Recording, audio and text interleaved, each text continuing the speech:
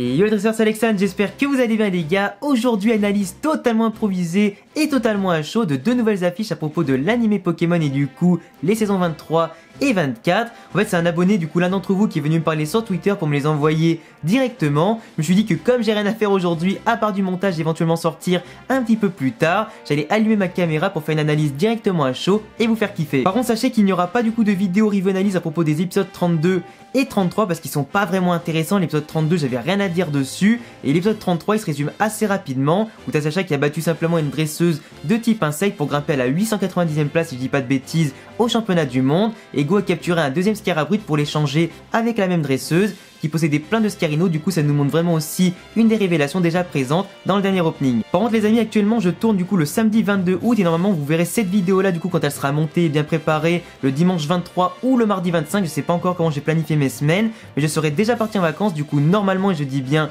normalement, je ne pourrai pas faire la review analyse sur la chaîne de l'épisode 34 avec le fameux combat entre Faiza et Sacha, même si je pars normalement avec du coup mon PC portable et ma caméra en vacances. Si jamais l'épisode est intéressant, je ferai une vidéo, sinon vous devrez attendre mi-septembre quand j'entrerai de vacances. Après vous inquiétez pas, j'ai planifié 2 ou 3 vidéos par semaine pour vous occuper bien sûr avant mon retour de vacances. Vous aurez quand même plein de vidéos pour vous occuper et vous divertir et avoir bien évidemment votre dose quotidienne de mes vidéos. Bien, n'oubliez pas de venir me follow sur Instagram pour suivre toutes mes vacances et ce que je fais en dehors des vidéos. J'ai aussi d'ailleurs ouvert mon TikTok pour faire plein de vidéos du coup à propos du folklore japonais, des histoires, des légendes, des creepypasta, des vidéos sur Pokémon, des mangas, des animés, en tout cas plein d'anecdotes et infos, et aussi pourquoi pas de temps en temps quelques challenges. Du coup venez aussi me follow sur Instagram et TikTok pour avoir en tout cas plein de contenu entre YouTube, TikTok et Instagram. Pour passer maintenant les amis aux analyses des deux affiches qui nous intéressent aujourd'hui, pour faire plein de théories sur les futures évolutions, le déroulement des épisodes, les captures et tout ça, on remarque déjà que la première affiche ressemble à une affiche que j'avais déjà analysée par rapport à certains leaks dans les magazines japonais et l'anime Pokémon. Du coup l'affiche numéro 1, on remarque que Sacha et Go sont en haut de l'affiche comme d'habitude avec bien sûr plein d'écritures en japonais que je ne pourrai malheureusement jamais vous traduire parce que j'ai pas le niveau. On remarque deux petits écrans avec du coup Zacian à gauche et les différents starters et leurs évolutions à droite. Alors moi j'ai l'impression qu'il s'agit pourquoi pas des écrans de Motismart, Motismadex, tout ça. Du coup il se peut que Sacha va analyser Zacian pour connaître un petit peu plus d'informations sur lui, connaître sa légende, ses caractéristiques et tout ça, ou peut-être que Sacha va vraiment finir par le capturer tout comme Go va capturer Zamazenta pour combattre Eternatus à la fin de la saison. Après à droite ça confirme vraiment en tout cas s'il s'agit du Pokédex de Go, et ça confirme vraiment aussi ma théorie comme quoi Go va vraiment capturer les 3 starters de Galar et les faire évoluer à leur dernier stade. Pour Flambino en Pyrobut, ça a déjà été confirmé du coup par rapport au dernier opening où on voit Sacha, Lucario, Go et Pyrobut devant Eternatus. Du coup ça veut dire qu'il va capturer Wistempo et aussi faire évoluer du coup l'armée Léon, ce sera hyper stylé. À Go mine de rien les amis, on se fout un petit peu de sa gueule des fois quand il capture plein de Pokémon tout ça, mais le mec en attendant il va finir par avoir une équipe de mammouth autant que celle de Sacha quoi. Après à droite on voit une sorte de petit bandeau avec un Pikachu assombri comme pour montrer que peut-être Go va en capturer un lui aussi. En tout cas il y avait des descriptions d'épisodes comme quoi Go voulait aussi capturer un Pikachu et qu'ils vont rencontrer du coup une espèce de grande tribu de Pikachu pour que Go en capture un. Du coup en bas on revoit l'image que j'avais déjà analysée à l'époque, du coup donc Zacian, Zamazenta, Mimikyu qui appartient sûrement à la Team Rocket, le Riolu de Sacha qui a évolué en Lucario, Pikachu, le Evoli que Go à mon avis va capturer au fur et à mesure des épisodes, Papillusion qui serait soit à Go, soit pourquoi pas celui de Sacha qui reviendrait enfin dans l'anime Pokémon, et surtout, un Tyrannosif les amis, un Tyrannosif que j'espère qu'il appartiendra à Sacha pour vraiment compléter son équipe de mastodonte, montrer qu'à chaque fois il y aura toujours plus de fans de service autour de son équipe qui pour moi finira top 1 quoi qu'il arrive. Parce que t'imagines poto, mais t'imagines l'équipe de malades qu'il aura: Dracolos, Ectoplasma, Tyrannosif, Lucario, Pikachu, Dracofeu quand il reviendra, Amphinobi et plein d'autres, ça va être fou. D'ailleurs je parle du retour de Dracofeu, mais en fait juste en bas à gauche on voit une sorte, je sais pas si vous allez bien le voir en bonne qualité vu que l'image est pas forcément en HD, mais on voit Pikachu et Dracofeu côte à côte en bas à gauche, peut-être simplement pour montrer à tous que Dracofeu va revenir dans l'anime Pokémon. On a aussi à droite Salarsen qui comme j'avais prévu normalement sera du coup à Sacha en forme aiguë et en forme grave pour Go, du coup pour compléter un petit peu les collections et le fanservice. Un Pokémon qui à mon avis du coup comme il existe en double appartiendra forcément à notre duo aussi. Après à droite on voit des Pokémon comme Nigosier, comme Dolman. Après j'arrive pas forcément à voir, j'ai aussi une très mauvaise vue en ce moment, surtout en plus quand je suis fatigué comme ça j'arrive pas forcément à voir quand c'est tout petit.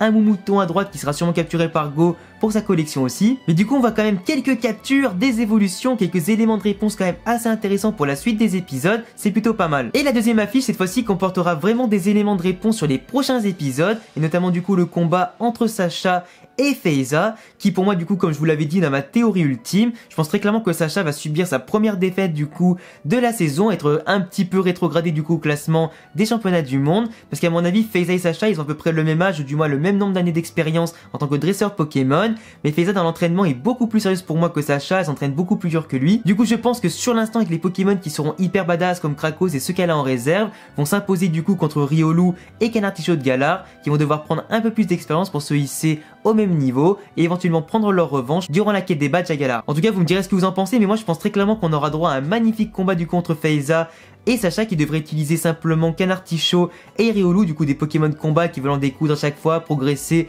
et prendre de l'expérience, mais je pense très clairement qu'ils pourront rien faire contre le Krakos de Feiza qui prendra l'avantage assez facilement. Après si Sacha gagne du coup bah tant mieux pour lui, il va gagner, il va prendre des places du coup au championnat du monde, mais je trouverais ça intéressant quand même qu'il perde pour ensuite la réaffronter durant la quête des badges, même si comme on le sait tous il y a plus de 8 champions du coup à Galar suivant les versions bouclier et épée, du coup il peut très bien la battre du coup pour avoir ensuite envie d'affronter tous les autres champions, c'est pas impossible. Juste en dessous justement on voit Sacha et Go qui vont arriver dans une sorte de vallée de Pikachu avec plein de Pikachu sur les rochers etc. Pikachu qui est d'ailleurs ultra surpris, Lapiro qui n'a toujours pas évolué, Sacha et Go qui sont aussi hyper contents d'être là, l'Arméléon qui n'a pas encore évolué mais qui suit encore le dresseur partout où ils vont, et surtout juste en dessous on remarque directement donc Pikachu, donc celui de Sacha qui se cache derrière son dresseur, pas très content, un petit peu en colère et tout ça, devant un Pikachu qui lui par contre a le sourire jusqu'aux oreilles avec une pierre foudre dans la main, comme pour montrer qu'il veut la donner au Pikachu de Sacha et lui demander pourquoi pas s'il veut évoluer. D'ailleurs j'avais aussi une petite théorie que je n'ai pas notamment mentionnée dans mes dernières vidéos, mais pour moi si un jour Pikachu, du coup celui de Sacha, viendrait évoluer, ça confirmerait que Sacha va quitter la série en tant que héros principal et qu'il sera simplement là en tant que personnage annexe au fur et à mesure du temps. En vrai ce serait vraiment trop bien que si jamais Sacha quitte la série pour laisser la place à Go ou un autre dresseur,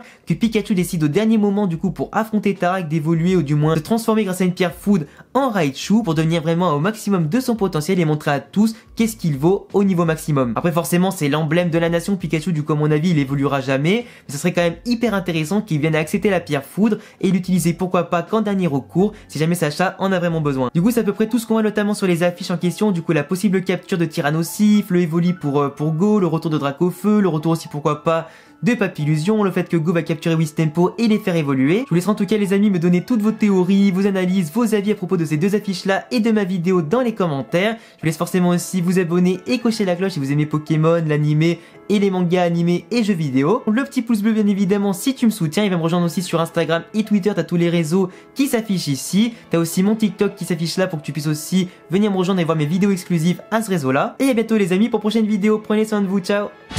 Ensemble pour toujours.